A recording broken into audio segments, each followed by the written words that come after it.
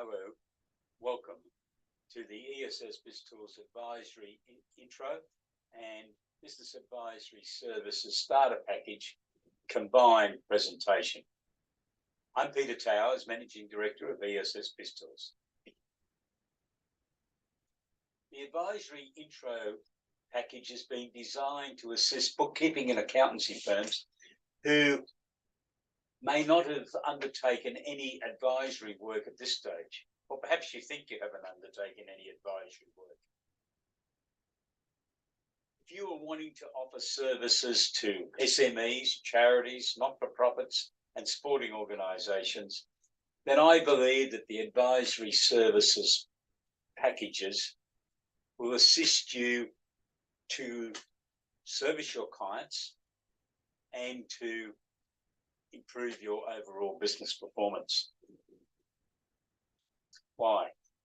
To improve your clients' business operations, to assist those clients who wish to scale up, and there's still plenty of businesses wanting to scale up, to grow their businesses from their current turnover to 3, 4, 5 times that level over the next few years. These people need assistance. They need a real accounting input.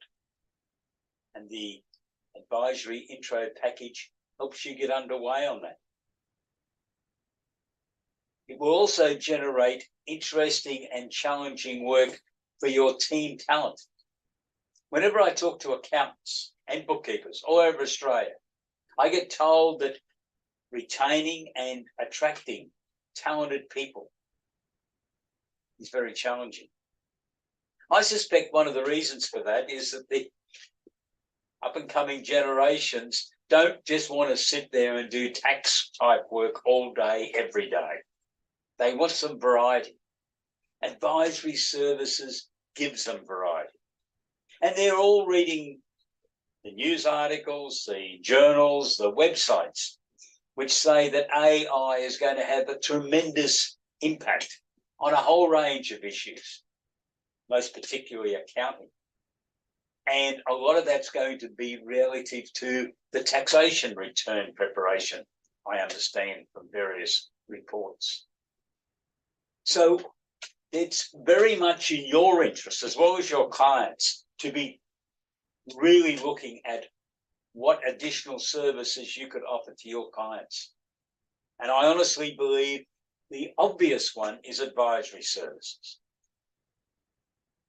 Performing a virtual chief financial officer service to assist your clients, just like a chief financial officer does in a larger business, because your team's only going to be involved, your whole involvement might only be for 2 or 3 hours a week, 52 weeks of the year.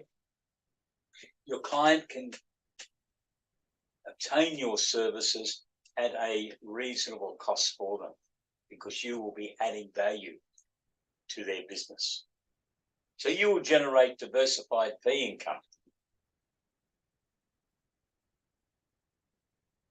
So let's go through the packages. The Advisory Intro assists bookkeeping and bookkeeping sections within accountancy firms to deliver advisory services. It's also very applicable to smaller accountancy firms that hadn't ventured into advisory services previously, because some of you people contact me and say, well, where do we start? Well, I think you've got to put your toe in the water. You've got to get underway. And the package that we've put together in the Advisory Intro will get you underway.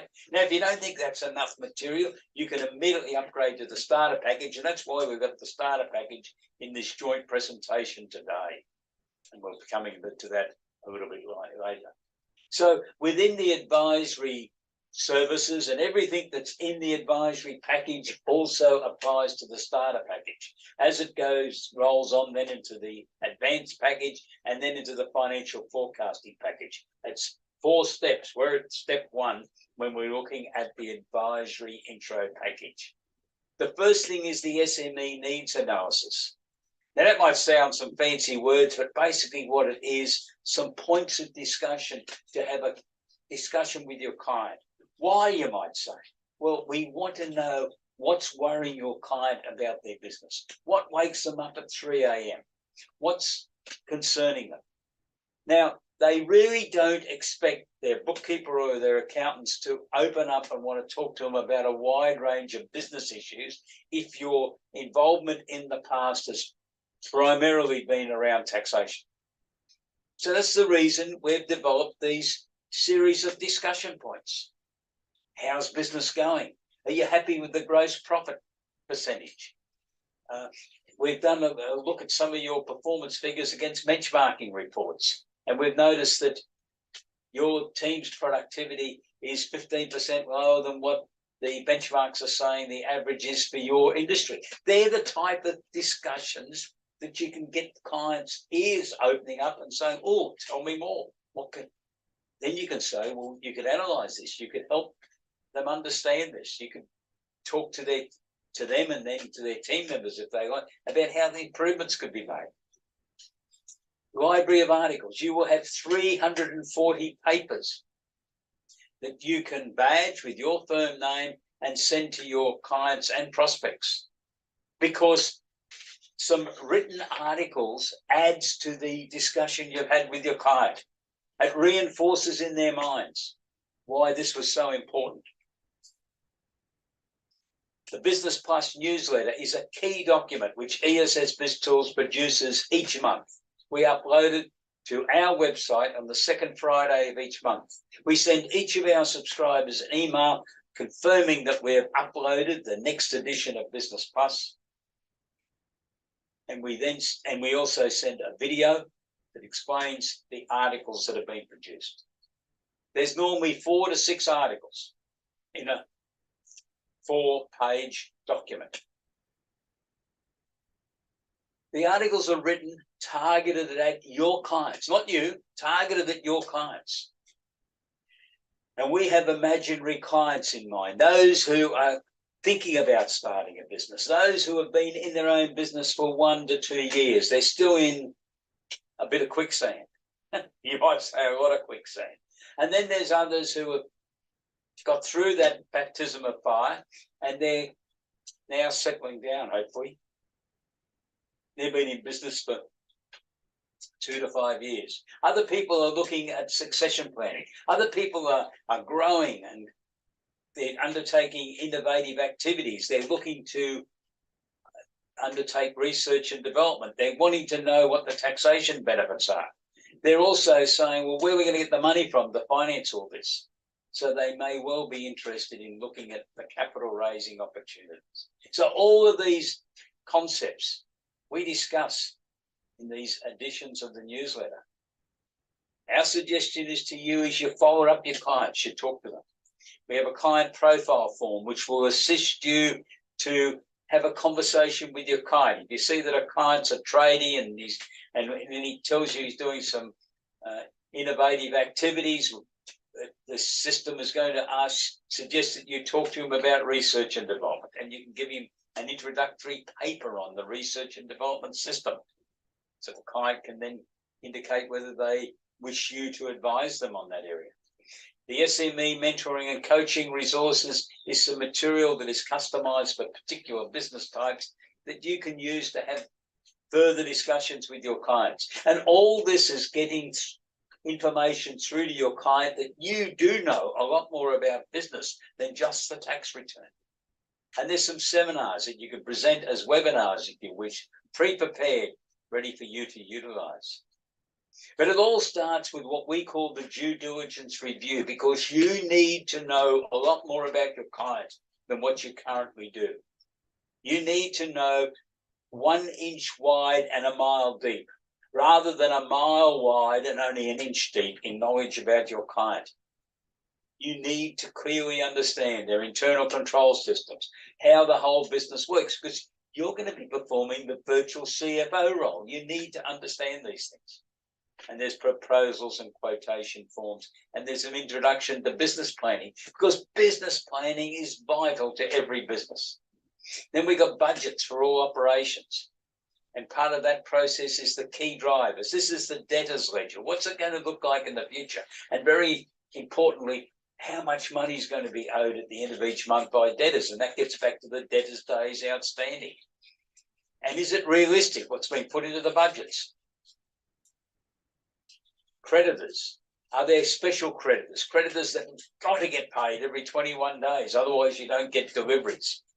And that would grind your client's business to a halt.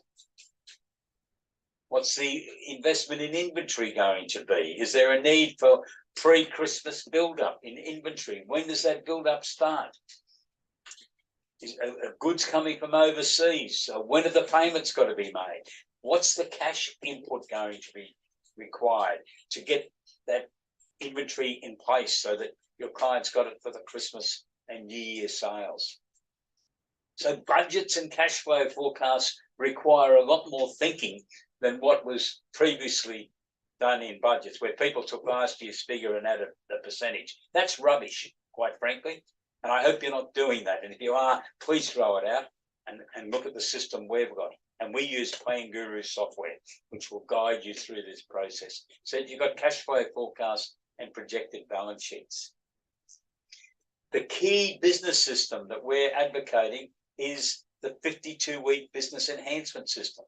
And the key words are 52 weeks and business enhancement, because this is how you get the businesses to run properly. Every business needs some daily information, and weekly reports are vital. The big end of town has been producing weekly reports on every one of their business operations for years. I was the chief financial officer in a listed public company some years ago, and we had 400 operations in 3 states. Every one of them had a weekly profitability estimate prepared. It was available by Tuesday afternoon. I sat down in head office on a Wednesday with my team. We analysed them. I sat down and had a sandwich at lunchtime with the CEO and went through the results. What he was interested in, the ones that had not achieved profit. And he was spent Wednesday afternoon on the phone talking to area managers. We had 13 of them around Australia, and they had an accountant working for them and other team members, and they would then analyse what went wrong and try to fix it. And they had to fix it. Compare that to what happens with most of your SMEs. Are they getting this sort of feedback? But are they running butcher shops and small goods factories and delicatessens? Because that's what the big end of town run. That's what our company was running. So our manager in a store with a huge supermarket alongside him got that information. But how many of your clients sitting 40, 50 metres outside Woolworths or Coles or IGA in a major supermarket have had the feedback to tell them exactly what they achieved the previous week? Gross profit percentage, average sale, net profit. Now, admittedly, it's got a degree of guesstimating in it, but in our company, we were expected to be 98% accurate. And at the end of the month, the CEO used to say to me, "Did the monthly accounts prove that the weeklies were right, Peter?" And most months I could say yes. And he said, "Okay." I don't think he really read the profit loss account in a financial format basis. He knew the weeklies were right. That's what he was running the business on. Woolworths, Coles stores do this. I talked to some of their store managers, 42 departments, 42 P&L accounts with their key performance indicators. This is the system you need to implement if we are going to help SMEs to survive in Australia. The failure rate's too high. It's up 34% on the failure rate already this financial year. That's disastrous. I think it's an insult to accountants and bookkeepers, to be honest. And someday, the way the governments are all going on in Australia of blaming someone for everything, sooner or later, our profession is going to get blamed for these abysmal results that SMEs incur. Now, I know every SME doesn't turn up to see you at the beginning of the year, but they should. And we should be proclaiming as a profession that we can help those people to plan their businesses. No one should start in business without having a proper business plan prepared, budgets and cash flows that have really thought through the peculiarities that are going to apply to that business. Not just everyone else, that business. What industry are they going into? What have the suppliers told them? They should have already made contact. Now, some suppliers will put them on cash on delivery for the first 6 months. But have they built that into the cash flow forecast? invariably I find out people haven't done it. Or you, or as an accountant or bookkeeper that might have prepared those forecasts, hasn't done it. Maybe because you never asked the question, but we've got to ask these questions. We're going to dig down. We're going to get the client to go and explore these things. Otherwise, they become one of the statistics of failure. So we need balance sheet analysis. We need working capital analysis. Our systems are going to give you the tools to work with your client to get all this. You also have a very important role to be alerting the CEO to funding requirements and being available to receive some requests for additional information. I reckon I spent 2 to 3 hours a day, some day 10 hours a day, with the CEO responding to requests. Pete, can we do it this way? Can we change this? The market for meat in Russia's gone up 20 cents a kilo overnight. Can we switch some of our meat that was going to go to America to go to Russia? And what's the impact? All these costing exercises. How often do you prepare costing exercises for your clients and analyze them? That's what goes on in business, larger businesses every day. We need to implement that in SMEs if SMEs are going to survive. What about government grants? There's hundreds of government grants. We write material on government grants and give you an update every week if you're a subscriber to ESS BIZTOOls. So you can be alert to it and say, gee, there's grants for this type of business and I got 6 of them. I need to contact them and tell them that we can get a grant. And one of the big new grants is the Business Improvement Initiatives, which has got grants of up to $5 million. Now, I don't expect too many of you are going to get too many $5 million grants. Clients got to match it, of course, so they've got to have $5 million. But it brings out the possibilities, doesn't it? And most of you will have tradie clients. Do you ever sit down with them and examine how they set their charge out rate? So their charge out rate's going to earn their targeted profit. Do they have a targeted profit? Have they got any sort of targets? One of our subscribers has got 120 tradie businesses on their books. When they come to us, they had 10, they told me. And they've never advertised, I'm also told. They've just let word of mouth. The tradies talk amongst themselves. And you know the fees being charged are $8,000 per business for the tradie charge out rate, monthly financial accounts, a brief meeting, on top of what the previous fee was for preparing the annual accounts and the tax return. 120 clients, not a bad little sort of income stream, is it? Tradies. We've got the rate calculator. We've got it all prepared for you. And you get it in the first package. Government grants, research and development. We give you some material so you can respond to the clients. You can have a conversation and say, geez, you told me you're doing some innovative activities. Do you know about the research and development tax incentive? I can give you some preliminary material. Now that will at least show them they've got to be a company. They've got to spend more than $20,000 in the financial year on R&D. It could be over any number of projects. It hasn't got to just be one. So you are seen as that key advisor for your clients. Now, it's going to be up to you if the client then turns around and says, well, can you help me on the R&D journey? And it is a journey. We've got all the material in it within our 4 packages. In fact, it's all played out in 3 packages, the first 3. And you can make a decision then. If you're going to get work for R&D, we've got that complete package that you can then subscribe for. But we want to equip you with the ability to be able to communicate to your client about all of these issues so you can answer them. And if you decide you don't want to be involved in some of them, you want to pass them on to someone else doing it, to the accountant or to a larger firm of accountants, that's all right. You can pass them back to me and I will make inquiries to see if I can get other firms to do specialist work or my own consultancy business might do that specialist work. So let's move into the starter package now. We've done the advisory intro package. Obviously, it's for the same group of people.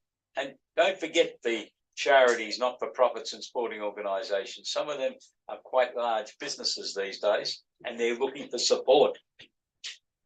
The client profile form You get client mentoring and the client seminars that I talked to you before. You get a few more in the starter package than what you get in the advisory intro package. So you've got resources that you can use initially in staff training. That's what some of our subscribers do. They use the seminars to put their team members through familiarization processes. These are the issues that confront small businesses. Let's do some role play. How are you going to handle this? How are you going to talk to the client?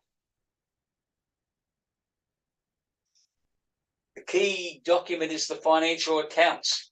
I think they have to be prepared each month, not quarterly, monthly, because we want the key performance indicators and business metrics to flow, because they're the key numbers that the line managers in an organization are looking for. They don't see the bottom line profitability. That will be going to the manager as such. But the foreman and other people who are involved in some sort of supervisory role, and indeed some businesses share all sorts of figures with their team members, they need to be produced and be able to be supplied to them.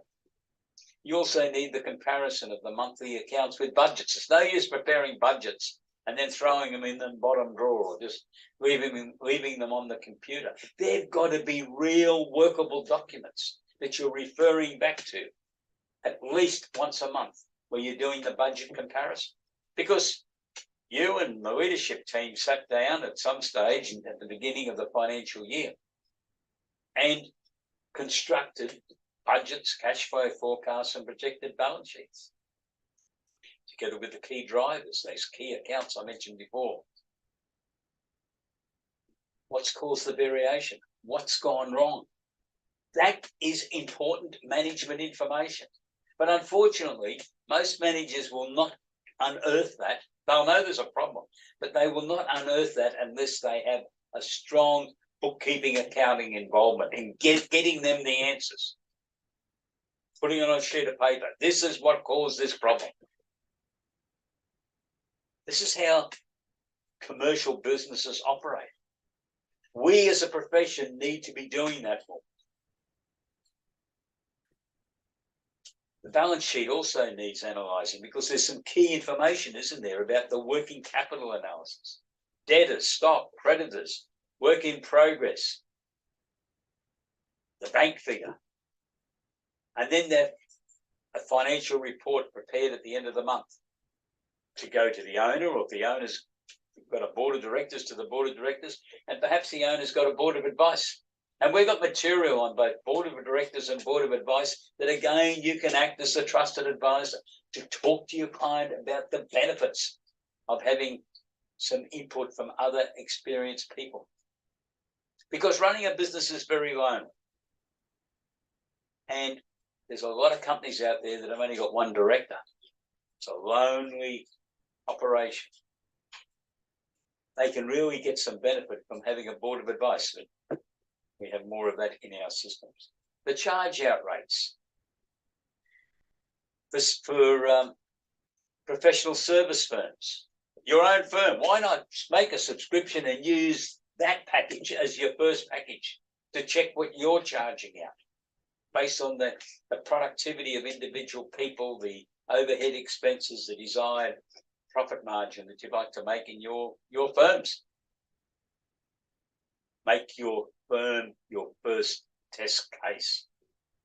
And we've also got the tradie charge out rate calculator, which was also in the initial package. But then retailers and wholesalers, you've ever worked with your clients who are in retail? When I was in the meat industry, that was the public company I was in, we had butcher shops and small goods factories and a few other things. And you really learn about the components of stock. There's 4 key components, and knowing what is likely to happen is important. You got the stars. They're the things that have got high volumes and high markups. Everyone dreams of only selling stars, but it doesn't happen in too many businesses. Then you got the cash cows. They're the things you sell a lot of, but you don't get much markup on. But you need them. You should make sure your client hasn't got them all at the front door. You need to spread them through the store and put them alongside the stars so that when they turn up, Oh, there's the cash cow item they wanted, which might have been milk or the newspapers or whatever.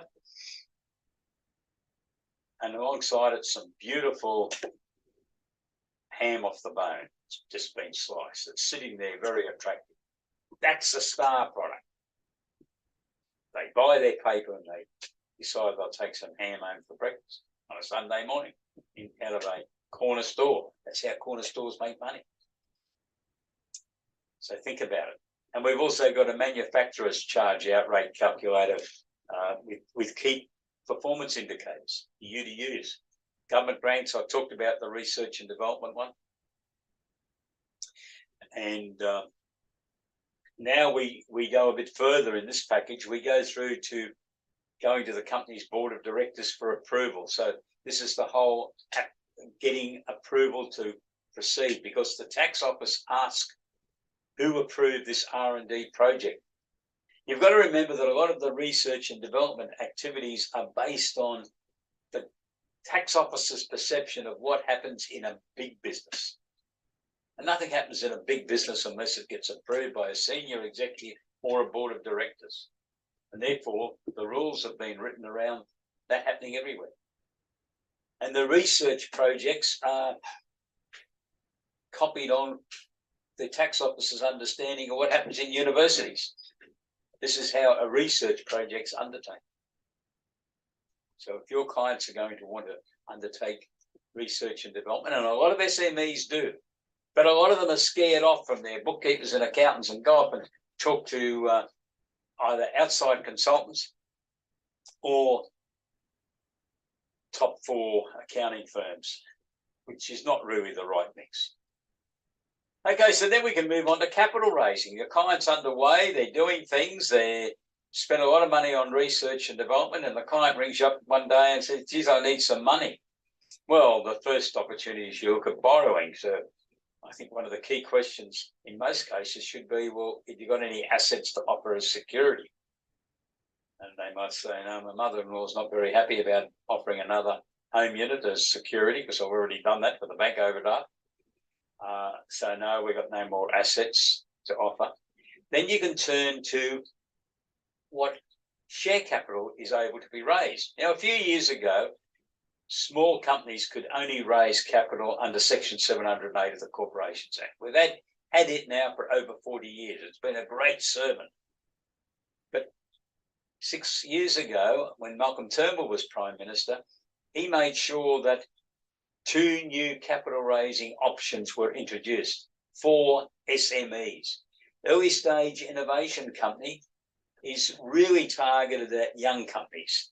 The main target is under 3 years of age. There are some ways companies up to 6 years of age can be admitted. But their turnover is very low, under $200,000 in the previous 12 months, unless they've received a grant from the Accelerating Commercialisation Grant. That doesn't count as income for this purpose. And their expenditure has to be under $1 million in the last 12 months. So they're small. When you go through and look at the tests that they've got to pass, they are involved in innovative activities. They really need to have been involved in research and development. They may have been admitted to the Accelerating Commercialisation Grant.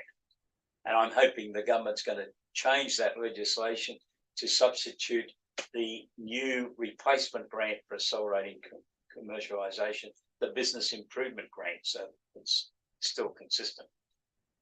The real advantage for an SME who meets the guidelines of an early stage innovation company is that the government deliberately included a carrot to attract investors.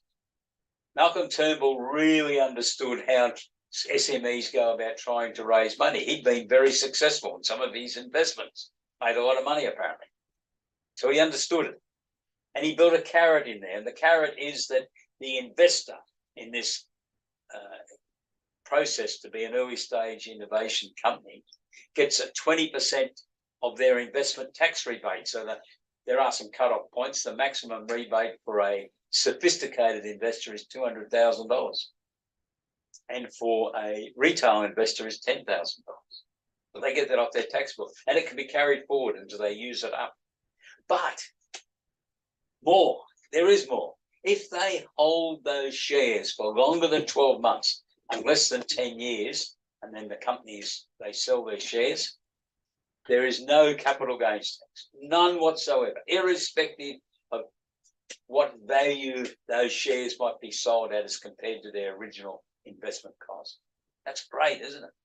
No capital gains tax. And at the end of 10 years, if that investor still holds those original shares, the cost price can be revalued based on the company's current value.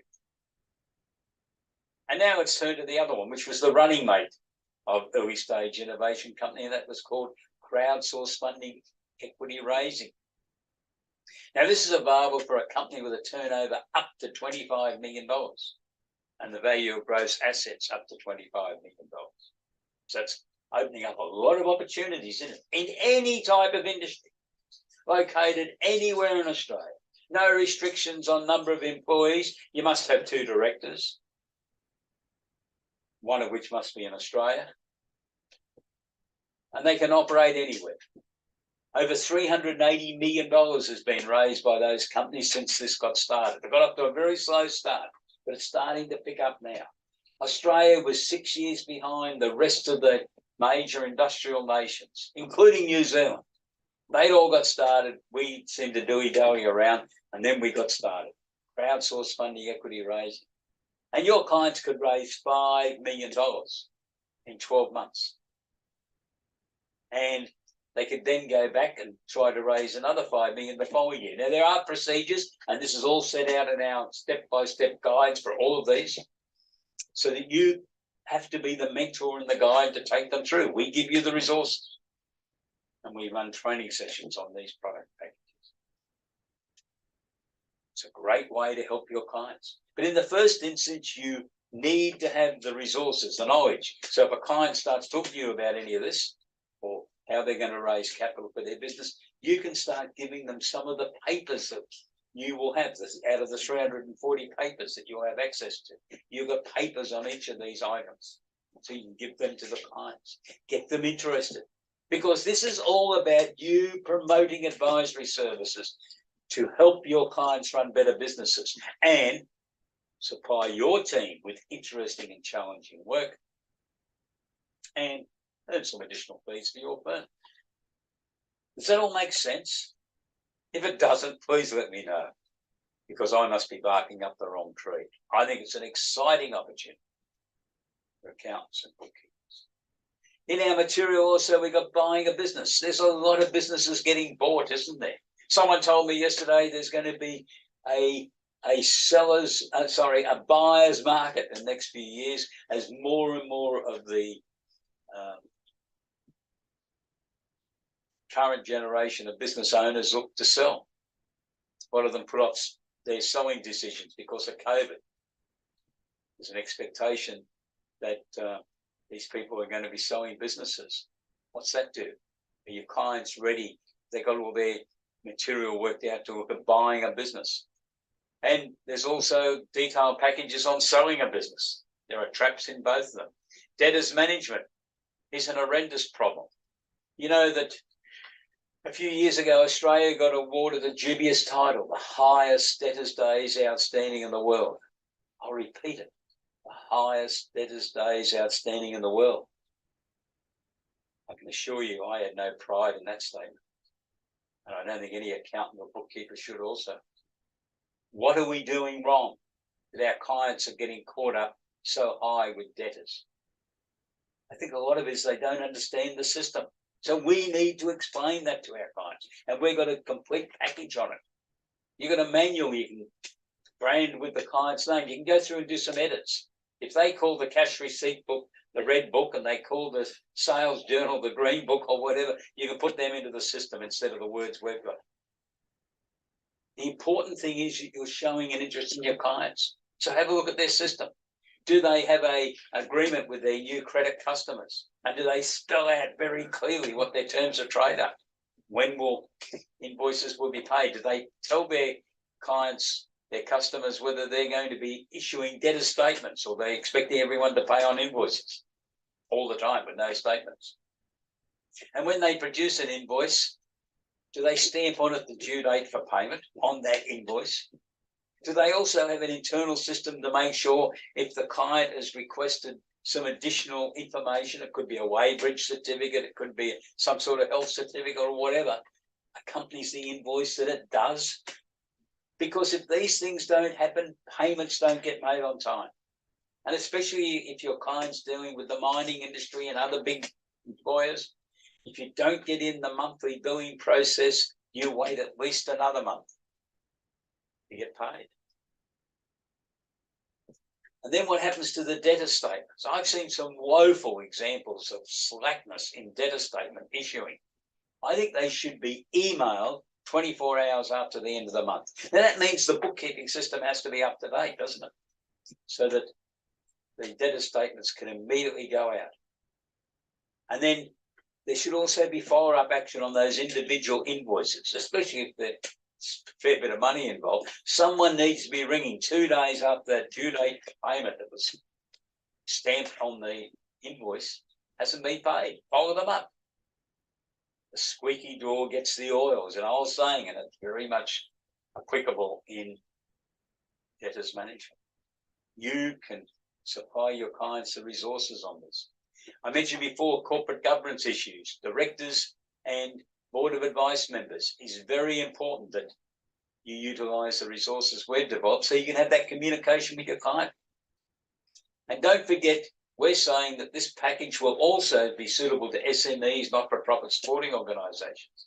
The committee members of those organisations also have responsibilities and duties on various state legislation. We've summarised that in our material.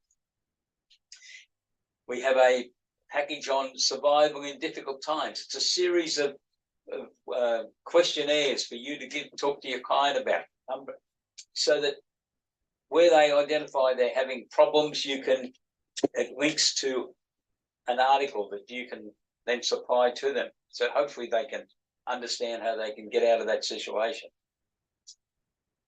And there's always difficult times somewhere in Australia. A lot of them are caused by climatic conditions, but others. We've got KPIs and business metrics for those industries there, and we're adding to those. So these are working papers whereby you record transactions week by week, so you can immediately see any fluctuations and say, what caused that? What caused the average sale to drop from $22 to $14? What caused the gross profit percentage to drop from 38%, which is the expected, and that's what we've been getting, to 22%? What happened? Something's gone wrong. There needs to be an investigation. And unless these systems are introduced, a lot of these things get lost because no one's looking at the results on a weekly basis and reporting back to management. But they do in the big end of town. And that's the system I think we should be implementing for our clients if we're going to help our clients to survive. So that's my summary of these two important packages. The reason we've put them together is some of you will be saying, well, okay, we want to get a bit more action, so we're going to go straight into the starter package. That's okay. You can do so. But to get started on the, we've got the starter package first, because it was the last one we've looked at. It'll cost you $1,980 to have everything I've talked about today and a lot more, including GST. So you pay us $1,980. We will have a password to you within 24 hours, and you will be underway. We'll be sending you the training program. Or you can pay us in 12 monthly payments of $198 if you wish. Costs you a little bit more, but you can do it. Now, if you're saying, oh, well, we're not sure about any of this, Peter, we want to tread carefully. Well, don't take too long treading carefully. The market is changing. The tax commissioner's warned you of this. And an expert I was talking to yesterday really frightened me when he talked about the consequences of AI. Now, we use AI in ESS BIZTOOLS for some of our material, but this gentleman told me there's and he runs a business supply business with high-tech technology. There's an avalanche coming. And accountants are one of the key industries being named in expert reports in England as being one of the key groups that's going to get hit. So we need to be expanding our services. Don't wait to be hit. Might be too late then. So the advisory intro product package, which at least gets your foot in the door and gives you some resource material that you can be portraying yourself as a trusted advisor to your client in advisory areas. You can get started for only $990 for the year, $990, including GST, for 12 months. That price is only available for a few more days. Or you can pay us in 12 monthly payments of $99. I don't think you'll get a cheaper offer to get started in the exciting area of being able to offer advisory service. And then part of the package is you get group training. For each of those 4 product packages, we have 10 training programs, 1 hour each throughout the year. And we've decided this year, because people who are only subscribing to the advisory intro package ring me at times and say, oh, there's something on in the advanced training, can we go to that? We've decided once you're subscribed to ESS BizTools, you can go to any training package. That might show you about some of the other products that are available. And you might say, well, I need those, so you can upgrade.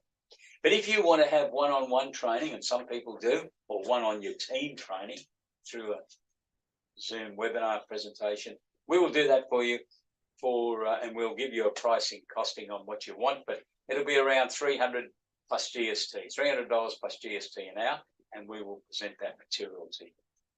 So if you're interested in subscribing, and I hope you are, because I want you to join me on this journey to really supply value-adding advisory services, to implement this, not just talk about it, not just put it on your website, but to proactively try to encourage people to get involved. Let's go to our website, please, www.ESS BizTools. Click on packages and pricing. That's on the page that will come up. It's very clear, packages and pricing, and then click on the product package that you're selected, whether it's the starter package or the advisory intro package. Now, if I haven't given you enough information, you can look at our website, or you can send me an email, peter@essbiztools.com.au, and we will then get together. I think all of this will help you add outstanding services to your clients. Advisory services is the way to go. Don't wait until the train's just about knock you over. And the train is coming. The tax commissioner, an ex-partner in KPMG, so he knows all about the accounting industry, warned our industry, bookkeepers and accountants, 18 months ago now, that within 3 years, so it's only 18 months to go, something's going to hit, because the technology is taking over more and more of the work related to tax returns. If you don't believe him, well, sit on the side of the railway track and wait. But I don't think you'll be very happy when that problem occurs. I'd like to help you now. Please join us so we can work together to help your firm deliver an outstanding range of advisory services to your clients. Thank you for listening. Stay safe. Have a great day. Goodbye.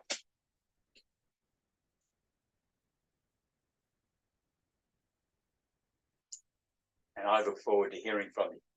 Please give me a ring if you need further information. 0747 24 118.